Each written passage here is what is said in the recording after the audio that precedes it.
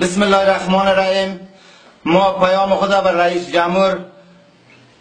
جمهور افغانستان گفتم که عطا به پاریاب آمد، یک کار به مردم ما میکنه، گفتم هیچ کار کردن نتونست، از اینجا به ناکامی رو به شکست شد.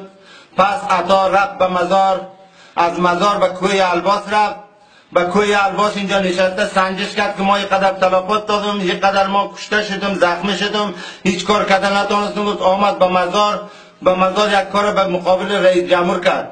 این کار عطا باید هیچ وقت نمیکرد، این کار خطا را. عطا واقعا مسلمان است، عطا واقعا قرآن میشناسه، خدا را میشناسه، اما پلیس، اما مردم که به اونجا کشته شده اولاد عطا است، اولاد ما مردم است. ما 20 روز جلو به اشرف غنی رئیس جمهور پیام خدا فرستاده بودیم که عطا همین کارا میکنه، گفته او نظرش نگرفت. حالا کار از کار تیر شد، امروز اشرف غنی به مزار میاد، سر چپاخانه میاد، ما هم غردم خوب است، هر چطور از کلان ما مردم است. اشرف غنی رئیس جمهور افغانستان ولی عطا خوب کار نکرد. این کارش پلانش به پاریاب آورده بود، دندان شکن شد، رفت اونجا این کارا به جان اولاد مردم کرد. به کاظم اونجا اولاد ما از اولاد خود عطا بود. عطا این کار خطا کرد. عطا ولی این کار میکرد، به کوه الباس رفت، از به مقابل طالب میکرد، هیچ وقت باز به مقابل مردم نمیکرد. عطا مقابل کارا به مقابل پلیس یا به مقابل سایمنده مقابل قماندان نکرد، به مقابل رئیس جمهور کرد.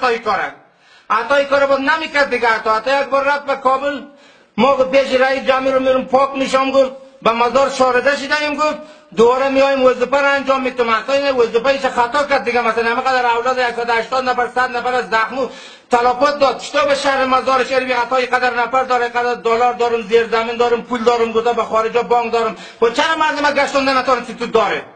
بسته بیگه از قورمال تا شبرغان هم میدان یک نظام قماندان قیصر دفاع میکنه، تو بسته مزار کنه نمیتونه؟